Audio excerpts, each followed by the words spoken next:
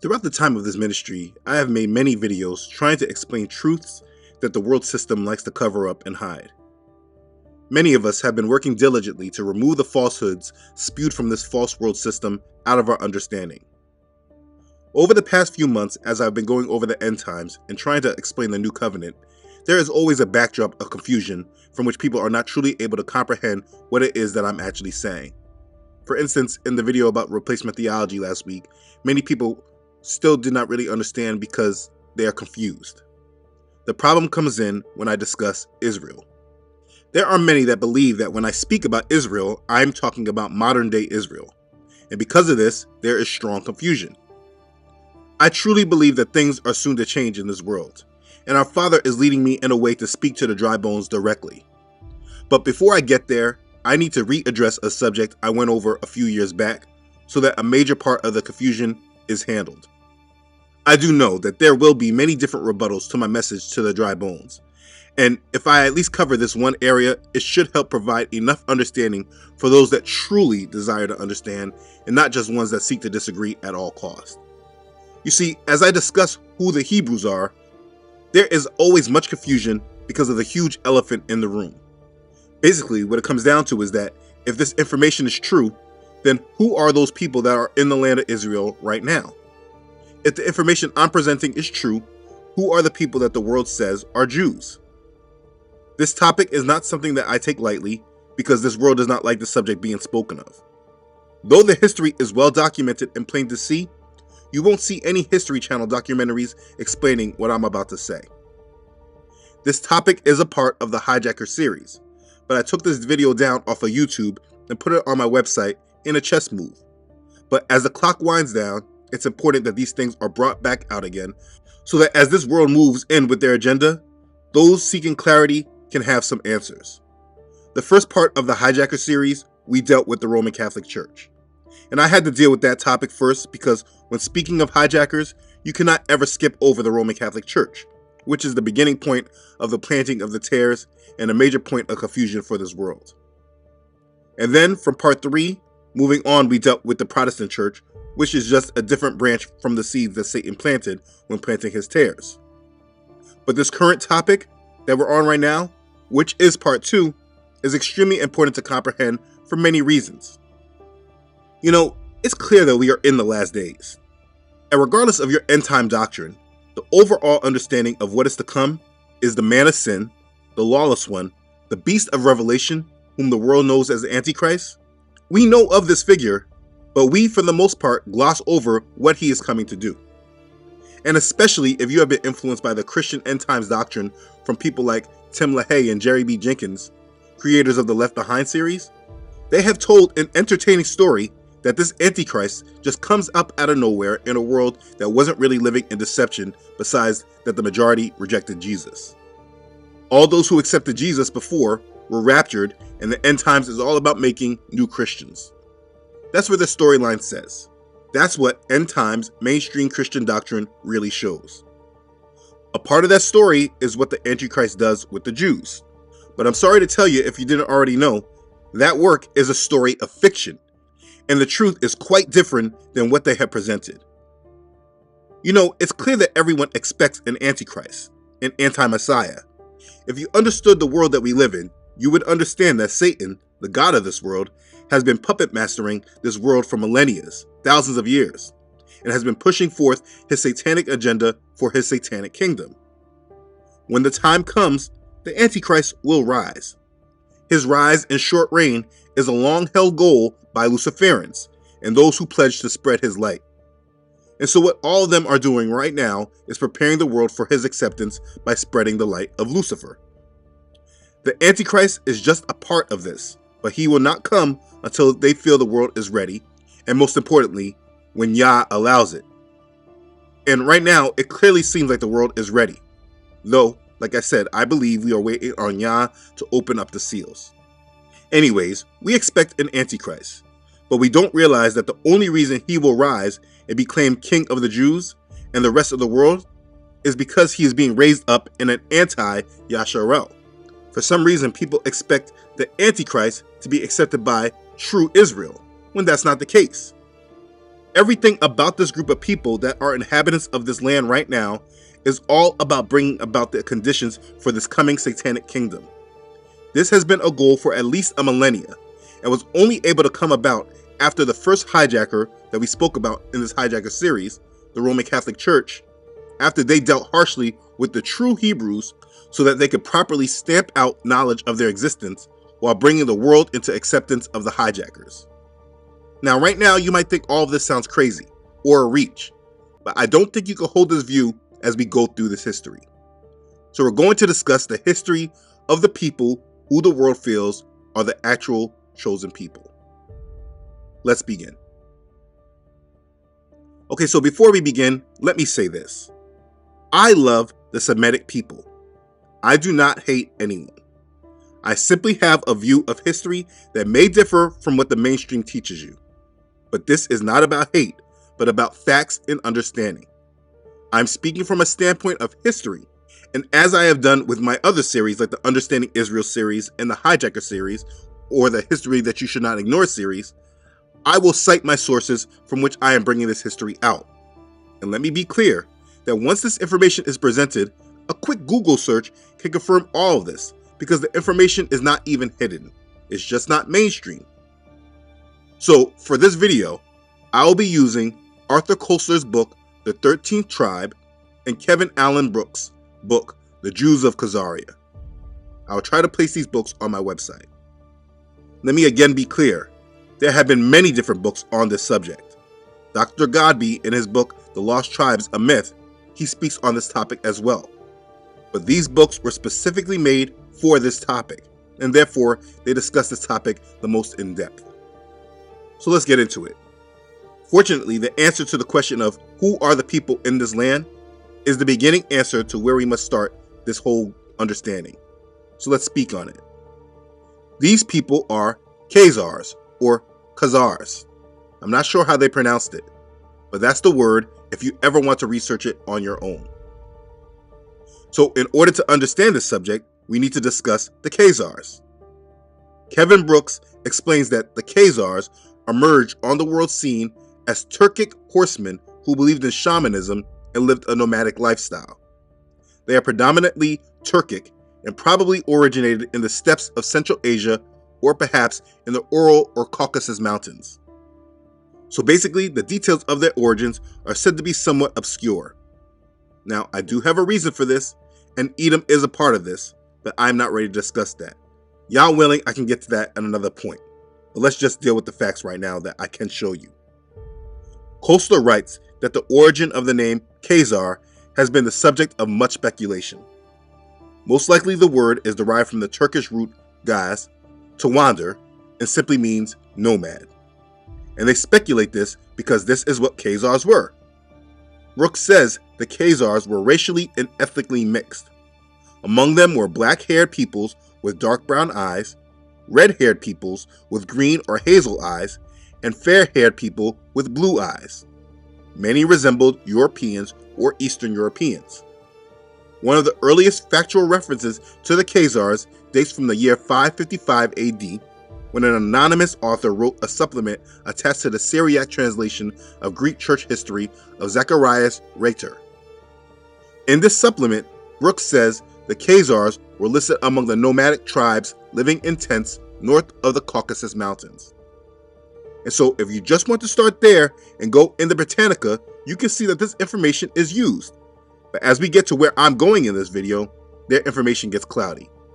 I just want to make sure you can follow this yourself in your own studies. Start at Khazars. So let's talk about their history.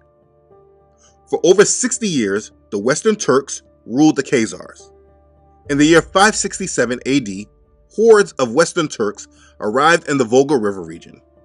They assumed control over the Sibirs, Onagers, and Alans of the North Caucasus.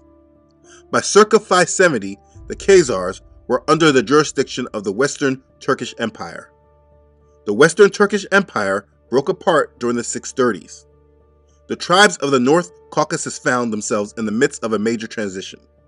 After the disintegration of the Western Turkish Empire, the Khazars were able to reassert their independence in their land. So basically, After the fall of the Western Turks, they began to govern themselves. That's all I'm saying. This is not mainstream history, which is why you might not have heard of them. It's important to also clarify this is not to be confused with the Ottoman Empire. The Ottoman Empire did not come on the scene as of yet, so don't be confused. We are in the 7th century right now. The independent state of Khazaria was established in the 630s and 640s. The whole region between the Volga and the fortress city of Derbent came into the possession of the Khazars. This whole area right here. The Khazars soon became the dominant power in southern Russia. The expansion of Khazaria into new territories displaced other ethnic groups. Khazaria was one of the most diverse nations of medieval Europe. It was a multi-ethnic society with a population of Slavic, Turkic, Iranian, Arabic, and Caucasian peoples who professed other faiths, including Islam and Christianity. What I'm trying to explain here is that this group of people were not Hebrews. They did not descend from Hebrews by blood. They were a mixture of different groups, different tribes, but they were not mixed with, nor were they descendants from Judah or Yasharel. In Kevin Brooks' book, this is a map of Khazaria and neighboring empires in the 9th and 10th century. This area is what we know as Ukraine today. And understand, that's not a coincidence. But let's keep going.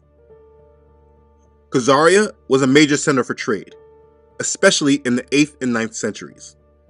The Khazars controlled several trade routes that connected Asia and Europe. One of the most important of these was along the Volga. This was a well-known people. Unlike the history I had to go through about the Zhou dynasty and understanding Israel Part 8, the Khazars and their history is well known and it's not even hidden. That's why when anyone challenges me about who these people in the land are, I can tell they haven't tried to research them at all because they're not hiding this information. It's very plain to see. So these are the people, the Khazars. The next question must be, where am I going with all this? How did they become Jewish, right? Well, it's very simple. They converted. Arthur Koestler explains, at the beginning of the 8th century, the world was polarized between the two superpowers representing Christianity and Islam. Their ideological doctrines were welded to power politics pursued by the classical methods of propaganda, subversion, and military conquest. Basically saying that during the times of the 8th century, the world was ruled by either Christianity or Islam. That's all it's saying. So the Khazar Empire represented a third force, which had proved equal to either of them, both as an adversary and an ally. But it could only maintain its independence by accepting neither Christianity nor Islam, for either choice would have automatically subordinated it to the authority of the Roman Emperor or the Caliph of Baghdad. There had been no lack of efforts by either court to convert the Khazars to Christianity or Islam though, but all they resulted in was the exchange of diplomatic courtesies, dynastic intermarriages, and shifting military alliances based on mutual self-interest. Relying on its military strength, the Khazar kingdom was determined to preserve its position as the third force, summing that all up basically saying that in order to keep their independence, they weren't going to accept Christianity or Islam. Koestler quotes J.B. Berry from his book, A History of the Eastern Roman Empire. It says, "There can be no question that the ruler was actuated by political motives in adopting Judaism. To embrace Mohammedanism would have made him the spiritual dependent of the caliphs, who attempted to press their faith on the Khazars. And in Christianity lay the danger of his becoming an ecclesiastical vassal of the Roman Empire. Judaism was a reputable religion with sacred books which both Christian and Mohammedan respected. It elevated him above the heathen barbarians and secured him against the interference of caliph or emperor. But he did not adopt, along with the circumcision, the intolerance of the Jewish cult. He allowed the mass of his people to abide in their heathendom and worship their idols. You see, they were adopting the faith. They weren't actually taking it in sincerity. It was a political move. This is very similar to what the Roman Catholic Church did when they made Christianity their main religion. But let's not get ahead of ourselves. I hope you're following. I know I'm giving a lot of history, but it's all important. Now, real quick, before I go any further about this conversion, I want to make something clear. This conversion is not based on someone's opinion. This is not speculation. It is, in fact, well documented. There are primary sources that anyone can seek out for themselves in order to understand this clearly. There are Khazar documents such as the reply of King Joseph, called the Schechter letter, also called the Cambridge document, and the Kievan letter. There are reports from Arab and Persian historians, travelers, and commentators, like the writings from Ahmad Fadlan, Abu Ishaq Ibrahim, or Muhammad al-Farisi al-Ishqari, and Al-Jabbar Muhammad al-Hamadani. I know I might be butchering these names. There is the Persian treatise known as Denkart, and many other sources. Just look these sources up yourself. It speaks about the conversion of the Khazars. So this is not some opinion. All you need to do is actually do the research. But just note that even without these sources, you have a group of people named Khazars who are actually nomadic Turks, not Hebrews, who reside in this area of Eastern Europe, the exact place where most of the Jews in Israel today come from. This is no coincidence, but we will keep going.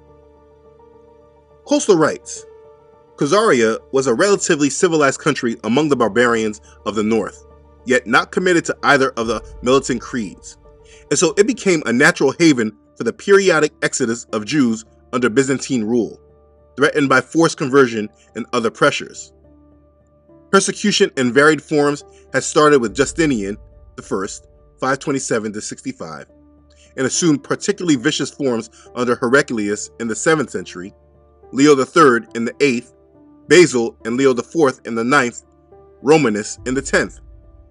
You see, the true Yahudim were being persecuted in that area as well. You see, this is their history. As they were continuously being persecuted, they were continuously scattering. This is a part of the prophecy of the scattering. Yah was going to move the true Yahudim and scatter them all around the world. This is all a part of that prophecy. You see, they would find no rest, so they kept searching and seeking for some kind of place of refuge. Particularly in the Understanding Israel series, I went over this history very often.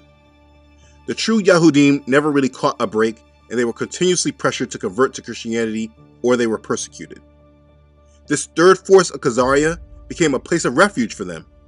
Leo III, who ruled the Byzantine Empire during the 2 decades immediately before the Khazars converted to Judaism, he attempted to end the tolerated status of Jews by ordering all his Jewish subjects to be baptized. Now, history notes that the implementation of the order seemed to have been rather ineffective, but it led to the flight of a considerable number of Yahudim from Byzantium.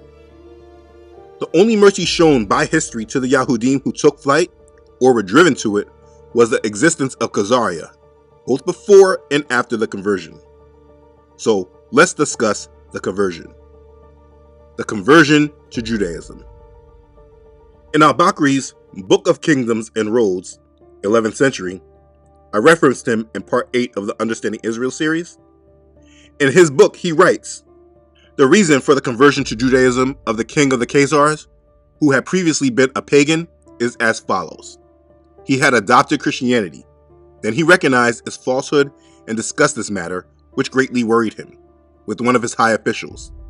The latter said to him, O king, those in possession of sacred scriptures fall into 3 groups. Summon them and ask them to state their case. Then follow the one who is in possession of the truth. So he sent to the Christians for a bishop. Now there was with the king a Jew, skilled in argument, who engaged him in disputation. He asked the bishop, what do you say of Moses, the son of Amram, and the Torah which was revealed to him? The bishop replied, Moses is a prophet, and the Torah speaks the truth. Then the Jew said to the king, he has already admitted the truth of my creed. Ask him now what he believes in. So the king asked him, and he replied, I say that Jesus, the Messiah, is the son of Mary. He is the Word, and he has revealed the mysteries in the name of God. Then said the Jew to the king of the Khazars, he preaches a doctrine which I know not, while he accepts my propositions. But the bishop was not strong in producing evidence. Then the king asked for a Muslim, and they sent him a scholarly, clever man who was good at arguments. But the Jew hired someone who poisoned him on the journey, and he died. and the Jews succeeded in winning the king for the faith, so that he embraced Judaism. And that's from al-Bakri. That account seems biased, but okay, that's his account. The next account we can look to comes from the Khazar correspondence, which is an exchange of letters in Hebrew between Hasdai Shaprut, the Jewish chief minister of the Caliph of Cordoba, and Joseph, king of the Khazars, or rather, between their respective scribes. According to his own account, Hasdai first heard of the existence of an independent Jewish kingdom from some merchant traders from Khorasan in Persia, but he doubted the truth of this story. Later, he questioned the members of a Byzantine diplomatic mission to Cordoba, and they confirmed the merchant's account, contributing a considerable amount of factual detail about the Khazar kingdom, including the name, Joseph, of its present king. Thereupon, Hasdai decided to send couriers with a letter to King Joseph. The letter contains a list of questions about the Khazar state, its people, method of government, armed forces, and so on, including an inquiry to which of the 12 tribes Joseph belonged. This seems to indicate that Hasdai thought the Jewish Khazars to hail actually from Israel, as the Spanish Yahudim did, and perhaps to even represent one of the scattered tribes. Joseph, not being of Jewish descent, belongs, of course, to none of the tribes. In his reply to Hasdai, he provides, as we shall see, a genealogy of a different kind, but his main concern is to give Hasdai a detailed, if legendary, account of the conversion, which took place 2 centuries earlier, and the circumstances that led to it. Joseph's narrative starts with a eulogy of his ancestor, King Bulan, a great conqueror and a wise man who drove out the sorcerers and idolaters from his land. Here's a name that you want to research: King Bulan of Khazaria. That's a great start. You don't have to deny anything I'm saying, just look this character up. Anyways, at some point an angel appeared to King Bulan in his dreams, exhorting him to worship the only true God and promising that in exchange he would bless and multiply Bulan's offsprings and deliver his enemies into his hands and make his kingdom last to the end of the world. And of course, this is inspired by the story of the covenant in Genesis, and it implies that the Khazars too claimed the status of a chosen race, who made their own covenant with Yahweh, even though they were not descended from Abraham's seed. Bulan's renunciation of idolatry in favor of the only true God was only the first step, which still left the choice open between the 3 monotheistic creeds. At least, this is what the continuation of Joseph's letter seemed to imply. In the letter, he goes on to say, after their invasion of Armenia, King Bulan's fame spread to all countries. The king of Edom, Byzantium, and the king of Ishmaelim, the Muslims, heard the news and sent to him envoys with precious gifts and money, and learned men to convert him to their beliefs. But the king was wise and sent for a Jew with much knowledge and acumen and put all 3 together to discuss their doctrines. So, real quick, I know I just gave a lot of history. I don't want to lose you. What's being said is that King Bulan met with an angel that told him to worship the only true God, and this one true God made a covenant with them as a chosen people. And this is very much like the story of Islam, it's just in a different flavor. But King Bulan of Khazaria was trying to figure out which religion actually was a representation of the one true God. This is what all that history I just gave was saying. I'm just being thorough. So from this, we have another brain trust or roundtable conference, just like al-Bakri spoke of, except the difference that the Muslim had not been poisoned beforehand. But the pattern of the argument is much the same. After long and futile discussions, the king adjourns the meeting for 3 days, during which the discussants are left to cool their heels in their respective tents. Then he reverts to a strategy. He convokes the discussants separately. He asks the Christian which of the 2 religions is nearer the truth, and the Christian answers, the Jews. He confronts the Muslim with the same question and gets the same reply. And from this, he chose Judaism. That's the story. Both books, The 13th Tribe and Jews of Khazaria, go more in depth of this conversion, and they explain through the primary sources I referenced. I'm not trying to give an in-depth study on this conversion because it does not matter to me. The Khazars converted to Judaism to keep power over their kingdom and to not bow to the Roman Catholic Church or the Islamic Caliphate. This is an undisputed fact. Under the reign of King Balan, evidently during the first half of the 9th century, the Khazars officially converted to Judaism. King Bulan became the first Jewish ruler of the Khazars, following almost 2 centuries of shamanists and Muslim rulers. So let's be clear here. When speaking of this people, we are not speaking about people that were prophesied of, but people that hijacked a covenant in the 9th century. And the information is out there, easy to find for anyone who desires to know the history for themselves. Again, just do a quick Google search of King Bulan of Khazaria and then ask yourself, why have you never heard of him? This seems like a pretty big event, a very big thing that we should at least know about. Anyway, let's keep reading. Brooks writes, the religion of the Jews was voluntarily accepted by the Khazars in the middle of the 9th century. Available evidence indicates that the Khazars practiced standard rabbinical Judaism consisting in part of the following elements: 1. Circumcision. 2. Observance of Hanukkah. 3. Observance of Passover. 4. Observance of the Sabbath. 5. Study of the Torah, Talmud, and Mishnah. 6. Prayer according to the proper order established by the Khazans. 7. Observance of the laws of kosher by refraining from food banned by the Torah. 8. Washing rituals and ritual ablutions. 9. Simple burials. 10. Refraining from idol worship. 11. Adherence to all the other guidelines of Jewish law. 12. Giving newborn children Hebrew names. 13. Constructing synagogues. 14. Using Hebrew character set for writing. 15. Using the Hebrew language. And 16. Building a tabernacle in the shape of that built by Moses. And it was from this point in history right here, there was a group in the world that were Jews that were not Jews by blood or by covenant, but by conversion. And this is very different biblically compared to what Bible prophecy actually deals with. You cannot just convert a group of people into Yah's promise and just take their covenant. It does not work this way. And listen, everyone just needs to deal with that. It's why we have a difference in Hebrew right now. Why there's modern Hebrew and Paleo Hebrew. They changed the language. Anyways, there was a history of the Khazars after their conversion. And for time's sake, I will not go over that history because it does not serve a purpose. Let's just be clear that while the rest of the scattered Yahudim around the world were suffering from persecutions and from forced baptisms and conversions, the Khazarian Jews did not meet with that same struggle. They were the third force in the world. That's not to say that they did not have contenders that are against them, because that's not true. It's just that they were not under the curses, which is why we continuously say, if you want to understand who Yasharel is today, you have to go to the curses.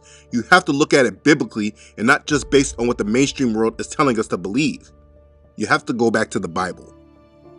But keeping on with the history, their Khazarian empire eventually fell to Russia in the 10th century, but from this point in history, when they are spoken about, they are no longer mentioned by Khazars any longer, more than they are referenced to as Jews, and they assume the identity of the chosen ones of the Most High. In modern history, they hijack the identity of the true Yahudim. For instance, in the accounts of when Russia turned to Christianity, in the Russia Primary Chronicle, also called Chronicle of Nestor or Kiev Chronicle, it gives a detailed account of the early history of the Eastern Slavs to the 2nd decade of the 12th century. It speaks on Prince Vladimir's conversion to Orthodox Christianity. It tells us, before his conversion series of diplomatic maneuverings and theological discussions with representatives of the 4 major religions, this is very much like a kind of mirror image to the debates before the Khazar conversion to Judaism. There were now 4 major religions because of the break between the Roman Catholic Church, which was the Latin Church, and the Greek, which was the Orthodox Church. The Russian Chronicle's account of Vladimir's conversion first mentions a victory he achieved against the Volga Bulgars, followed by a treaty of friendship. The Bulgars declared, "May peace prevail between us till stone floats and straw sinks." Vladimir returned to Kiev, and the Bulgars sent a Muslim religious mission to convert him. They described to him the joys of paradise, where each man will be given 70 fair women. Vladimir listened to them with approval, but when it came to abstinence from pork and wine, he drew the line. "Drinking," said he, is the joy of the Russes. We cannot exist without that pleasure. Next came a German delegation of Roman Catholics, adherents of the Latin Rite. They fared no better when they brought up, as one of the main requirements of their faith, fasting according to one's strength. Then Vladimir answered, "Depart hence, our fathers accepted no such principle." The third mission consisted of Khazar Jews. They came off worse, and I want you to really listen to this and note this. Vladimir asked them why they no longer ruled Jerusalem. They made answer, "God was angry at our forefathers and scattered us among the Gentiles on account of our sins." These were Khazars that were saying this. The prince then demanded, "How can you hope to teach others while you yourselves are cast out and scattered abroad by the hand of God? Do you expect us to accept that fate also?" Do you understand? This is how they answered him. Because they converted to Judaism, they took on the full identity of the Yahudim and were even representatives of this to the rest of the world. And guess what? The rest of the world didn't care. People were converting to either Christianity or Islam. These converts were allowed to be Jews, and therefore they were, while the true Yahudim were not allowed to be Jews, and they were forced into conversion. And this is clear that the identity of the true Yahudim was then hijacked. Now listen, before I get to modern history, let's get a few other things clarified. Throughout history, the Khazars did not just stay in that land. They spread out and dispersed. If you're ever traveling around Europe and going and visiting the Jewish quarters, and you want to understand if it was the true Yahudim or if it was the converted ones, you'll know by a couple of things, mainly by the Hebrew language that they were using. If it was the true Yahudim, they used the Paleo, and the converted ones, they used modern Hebrew. But more importantly, in the Jewish quarters, they held up that satanic star, the star that's on the flag of Israel right now. So if you ever see that, and they say that this is where the Jews were, you know that this is the converted one, because the true Yahudim never used that symbol. Kevin Brooks' book goes into great detail of this, though, about the scattering, if you want to read on it further. There is detailed record of how they spread into Hungary, how they spread into Transylvania, which is Romania, Moldova. They went into Lithuania and Belarus, into Poland, Russia, Spain, Ukraine, and of course, Germany. We get the term Ashkenazi because they were in Europe. This should not be news to you if you understand modern history. That's why I try not to argue with people anymore that want to tell me that I'm focused on race or whatever. After all the history that I've shown, and then I tell people who these people actually are, if they want to disagree, it's because they rather believe the lie, and that's on them. These Khazars spread all around Eastern and Western Europe and North Africa. This was their scattering. And while the true Yahudim were being persecuted, they were not a part of it. That's why they were able to keep their faith. This was a hijacking of an identity, and later on, as the hijacking grew in strength and many other agendas came along, like the transatlantic slave trade or the conversion of the many true Yahudim in Europe, over time losing their identity, in our modern times, they hid the history and they put it behind race and skin color, which is the subject that most of you deniers, you guys can't get past it. All you want to see is skin color. That's why you call us black people. I keep telling everyone in these videos that when you look at skin color, you are moving through your flesh, because this was a taught mindset. It was taught to you. The overall history of this world was not this way. It was about tribes of people. So if you're not looking at the tribes of people, you're not really understanding the world that you live in. You want to know why some are called Ashkenazi?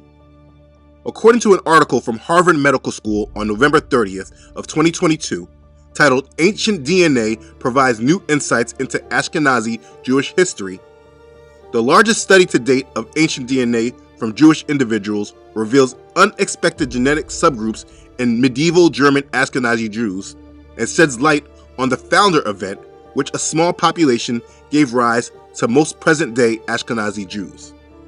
The findings, spearheaded by geneticists from the Hebrew University of Jerusalem and Harvard Medical School, were published November 30th in Cell. About half of Jewish people around the world today identify as Ashkenazi, meaning that they descend from Jews who lived in Central or Eastern Europe. The term was initially used to define a distinct cultural group of Jews who settled in the 10th century in the Rhineland and Western Germany. Yeah, read the rest of the article on your own if you like. I just want to point out that this is the exact history I have just given you. And here's the thing, these people, they're not even hiding it, because they use the name Ashkenaz, which is a son of Japheth, showing that they are Europeans that do not descend from Shem. But because people are so moved by skin color and race, they want to gloss over all this because that truth is easier for them to accept. It's easier for them to look at skin color and not about the tribes that these people actually come from. Now, there is more to this history because as time progressed, there were those who came out of that history and were used by the enemy and given massive wealth and control. And they used this control to exert power over the whole world. They were sold out to Lucifer. They even made it that it's anti-you-know-what to speak of their wealth and control behind the scenes of all the industries of this world. These people are Khazars. If you even just go back to the Bible and look at the blessings and the curses, if you believe that these people are actually the people of the book, they should not be blessed. You believe that they crucified the Messiah. Why would they be blessed for that? They are in fact cursed, which is why you see the curses established on one people in this world. Anyways, all that history has brought us to the point that we are right now at in history. So let's go back to the question of who are the people in the land right now. Let's first deal with the land, starting with Palestine. It's called Palestine from the Latin Palestina, which was coined by the ancient Greeks for the area of land occupied by the Philistines. Yes, the original inhabitants of the land were the Philistines. They were in control of the land before the Hebrews conquered the land. After the second revolt of the Yahudim, the Hebrews were crushed by the Romans, and Emperor Hadrian wiped the province of Judea off the Roman map and renamed it Syria Palestina, which was then broken up into about 3-part units: Palestina Prima, Palestina Secunda, second, and Palestina Tertia, the third. This all existed until the Muslims began their conquest of the Middle East region. In the early to mid 7th century, around 634 AD, Arab Muslim forces had appeared in the area and conquered the land in what was called the Levant. It was the Muslim conquest of the Levant. You should know of this area of the Levant, which contains the areas of Lebanon, Jordan, Palestine, and Syria in the modern state of Israel. That's why back in the day, Obama used to call the group ISIL instead of ISIS. And one of those groups is ISIL. It was about the Levant.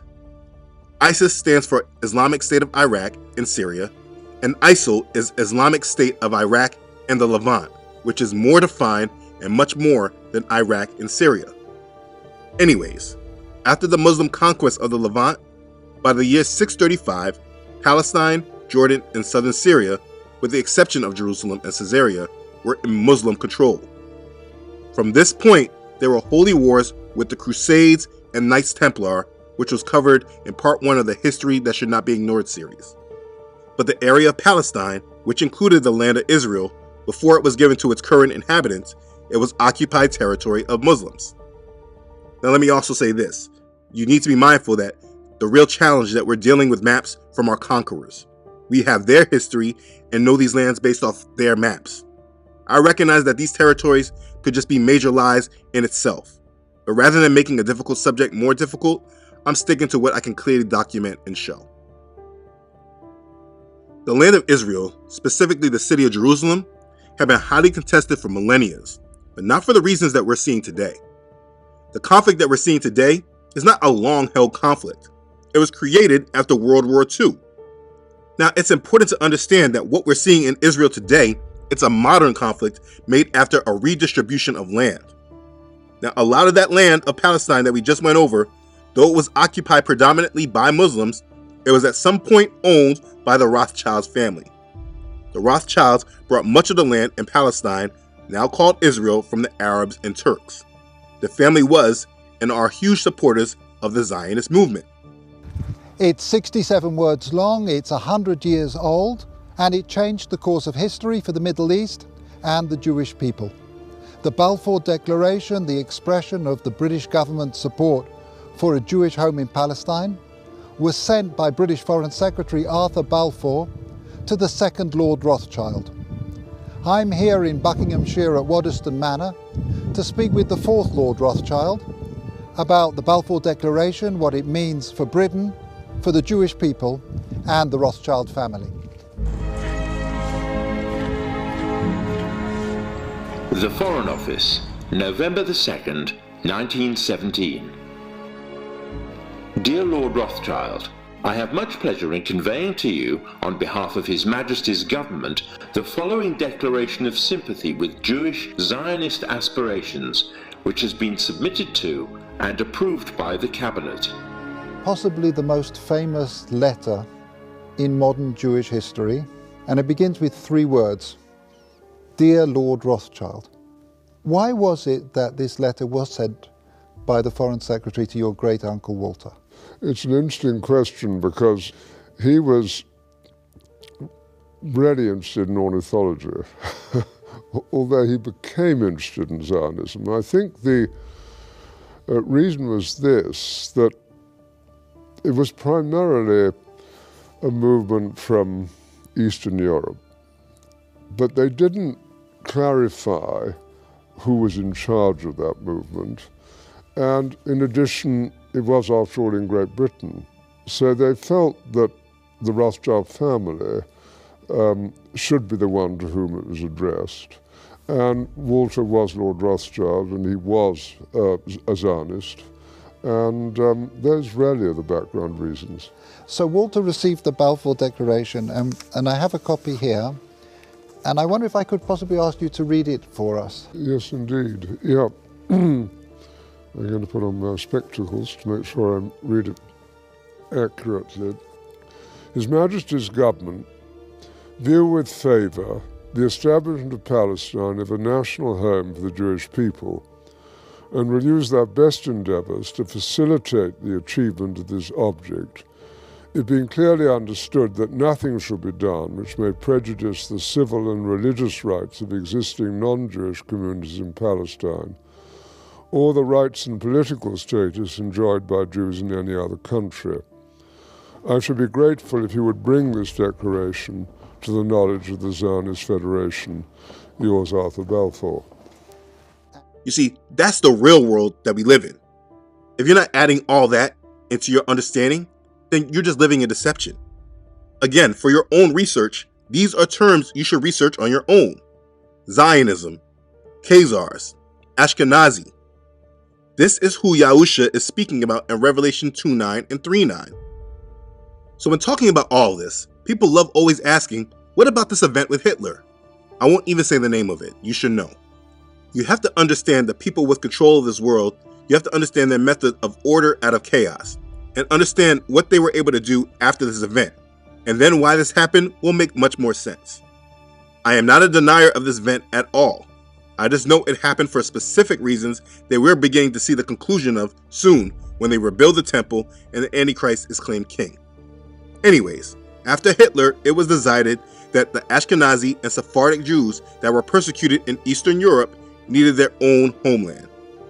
Please note that the slaves that were sent to a foreign land to do forced labor for 400 years, that were still being oppressed at that same time, never received any consideration like this at all. I just want you to note that. Think about it. An event that was over a couple of decades brought more support by the world for these people, more than 400 years of slavery and oppression that Negroes were still fighting for, not just in America, but in South America and South Africa, just to name a couple others. And today, people even get bothered when we even bring up slavery. They're like, it's just time to get over it. But they don't hold these people to that same standard. After this event that happened, the world justified a massive change, and the worst part, the absolute worst part of this all really is that people actually believe that Yahuwah did this, and this is a fulfillment of Bible prophecy. They believe that this is about the restoration of Israel. I'm making this video to clearly show you that it was not.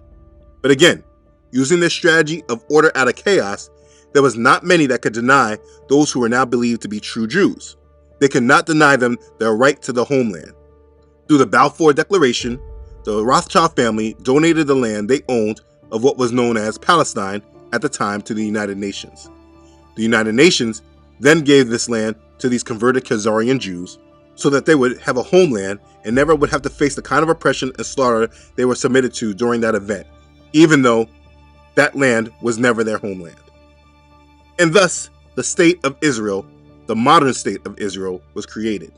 And though the prophecy is for all 12 tribes of Israel to come back to the land, they clearly show that only one tribe came back, and they just changed the name to Israel, and this is how everybody looks at Bible prophecy being fulfilled.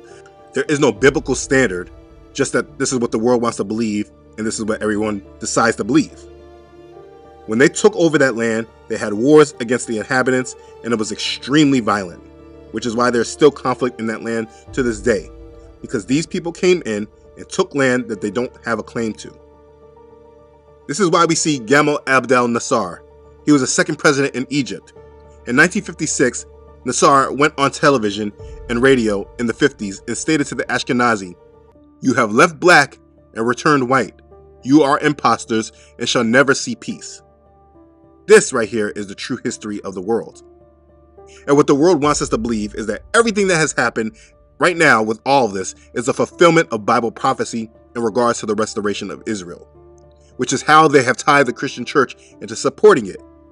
Or watching across America and around the world, today the Jewish people are at war for their very survival. So let's bow our heads today and pray. You see, the thing is that because people have not read these prophecies for themselves, and they just listen to others who tell them what they must believe, they believe that the restoration of Israel has happened, but it's just happening in stages or something, which is why, though they feel our Father restored Israel, this is why they do not have peace. And this is why the world is ready to pick a side with this coming conflict between Israel and Iran. And it's why the Christian church, even though they see Israel provoking the conflict, they support them anyway, because they feel it's all about Bible prophecy. And let's be clear, it is, but they don't recognize the side that they're rooting for. What you have been given is the history of the second major hijacker in this Christian religion, and it goes deeper than just Christianity. But today they use the Christians to support this agenda because the majority of Christians are just followers without discernment, and they feel that they are obligated to follow this agenda because they want to support Israel. But the true wickedness of their hearts are shown because while they support all this, they persecute and hate the true Yahudim, and they don't even want to understand their plight, which is more biblically tied to the God that they feel that they are serving. It's hypocrisy at its finest, and people will be judged for it. It's part of the strong delusion. People are loving and believing the lie. And this truth is being given to you, not for you to hate or for anything other than for you to come into knowledge of the truth, and then you turn to the truth and then live through it. It's because the truth sets us free. I have presented this information again because we are truly at a crossroad and the next turning of this agenda. And depending on what you follow will determine your future and your relationship with Yah. I wish it wasn't so black and white, but it really is. One path is the truth, and Yah will cover you. The other is a lie, and it will lead you into the arms of Satan if it hasn't already done this already. I have made a video that speaks about the plot twist that most people are not ready for in the end times. This lie is a big part of it. The whole agenda has been used in order for Satan to replace Yah's chosen people with his own, for him to rebuild the temple, but Satan wants it dedicated to himself, which is why he will use all three religions that are tied to him. All the rulers of these three world religions are followers of the enemy of Yah, this created being in rebellion.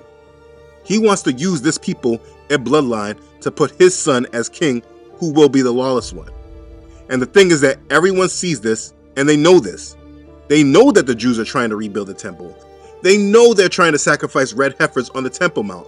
They know that they're waiting for the Messiah to come, and they're trying to usher him in. They know all of this. Wow, these look like the finest red heifers from around the world. But what if I tell you that the Jewish dream to rebuild the temple is not over? There are things that are happening currently in Israel and around the world that clear out the way for the new Jewish temple. If you would ask the Jewish people if they would like the temple to be rebuilt, the vast majority of them would say yes. Out of the majority of Jews that would like to see the temple be rebuilt, there are certain groups that are very active in doing everything that is needed for it to be rebuilt.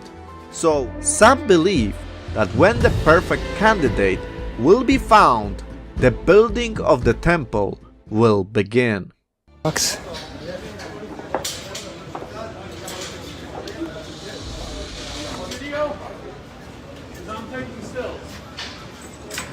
You can see them peeking out. They look beautiful. Perfect. They just look perfect.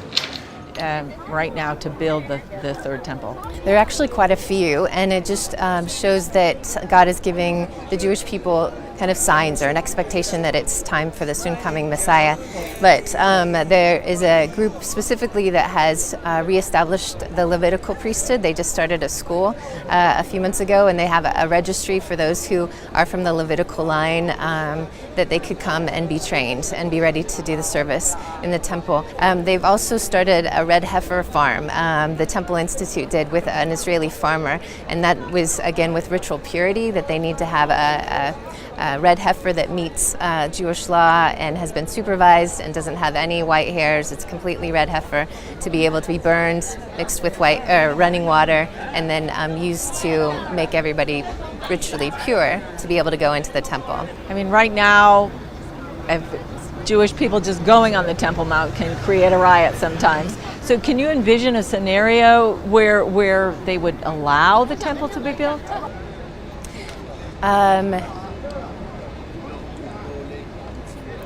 No. A lot of the scholars that I've spoken to talk about how the building of this next temple is really going to bring peace to Israel and to bring safety from all her enemies. And so in that way, I can see that any maybe leader that would be raised up or somebody that would be able to bring the nations together, especially those who might align with Israel, that there might be some agreement that the temple could exist there and this person could be set up in the temple. You see, they know all of this. This is not new. Everyone knows this in Christianity. But because they believe these people are genuine and holders of the covenant, at some point they believe that Yah will intercede. But this is not going to happen because those people are not in covenant with Yahuwah, and everything that goes forth with them will be about leading the world into the satanic part of prophecy. And because people love the lie instead of the truth, they follow that path. They're in the strong delusion. It says, "For the mystery of lawlessness is already at work. Only he who now restrains will do so until he is taken out of the way. And then the lawless one will be revealed, whom the Adon will consume with the breath of his mouth and destroy with the brightness of his coming. The coming of the lawless one is according to the working of Satan, with all power, signs, and lying wonders, and with all unrighteous deception among those who perish, because they did not receive the love of the truth that they might be saved. And for this reason, Elohim will send them strong delusion, that they should believe the lie, that they all may be condemned who did not believe the truth, but had pleasure in unrighteousness." That's 2 Thessalonians chapter 2, verses 7 through 12. You need to remember that. I have dedicated this channel to telling the unedited truth. And you must understand, it's your choice whether you want to believe it or not. It's not up to me. It does not change the truth, nor does it change what will happen in this world. It really just matters what side of it you're on. You can choose to disagree with me and make me your enemy. That's your choice. You make your own decision. In these last days, it's imperative to break away from the falsehoods and lies, and I know Yah is doing something today, allowing us to understand all this. I am not special. He is just equipping me to spread truth biblically and academically. So if you have a problem with the truth, it's because you love the lie, and you will be condemned for it. I'm not doing anything special. I'm just reading books. You read these books and then tell me if you disagree, tell me why it's wrong. At the end, it's all on you. But I know one thing. I know who I serve, and he wins. He has promises for us, those who obey and love him. So for me, that's what I'm going to do. He said, "Listen to me, O house of Jacob, and all the remnant of the house of Yasharel, who have been upheld by me from birth, who have been carried from the womb. Even to your old age, I am he, and even to his gray hairs, I will carry you. I have made, and I will bear. Even I will carry, and will deliver you." Isaiah 46, verses 3 and 4. You see, he is my source, and he is my deliverer. I'm living a life in service to Him to do my part in preparing His kingdom, which is about helping prepare you. So after this information, if you still don't get it and you want to argue, then I suggest you find another channel to do it with, because I'm not here for it. My focus is on Yah and those who love Him. You all that believe the lies, I pray for you. But to all of Yasharel, natural and wild branches, let us live in the truth. Let us prepare our hearts. Let us keep Yah's commandments because we love Him. Let us prepare ourselves for our coming true King, while we also prepare for tribulation and a retreat from this world. Yahuwah will sustain us. So if you don't truly believe that, you better start and grow your faith. Get in the Word and seek out our Father in heaven like your life depends on it. Because it does. He is our source and our hope. Yahusha, our Savior, is waiting for us. Let us all make ourselves ready. This is our time to redeem. So, no longer live in the lies. And be blessed. Hallelujah. Praise Yah. Okay. Thanks again for watching. If this has blessed you, please make sure to like it and share this video with others. If you haven't done so already, please make sure to subscribe to this channel. Yah willing, I upload every Friday. Also, please don't forget to subscribe to this channel on Facebook and Instagram, as well as on my website, truthunedited.com. If for any reason you no longer find this channel on YouTube, you can always find me on my website. Also, I'd like to thank all those who donate and contribute to this ministry. Your donations are truly a blessing to this ministry, and they help very much. Thank you for your love and your support and letting our Father use you. You are truly a blessing, and I truly appreciate your support. Be blessed. Okay, thanks again everyone for watching. I love you all.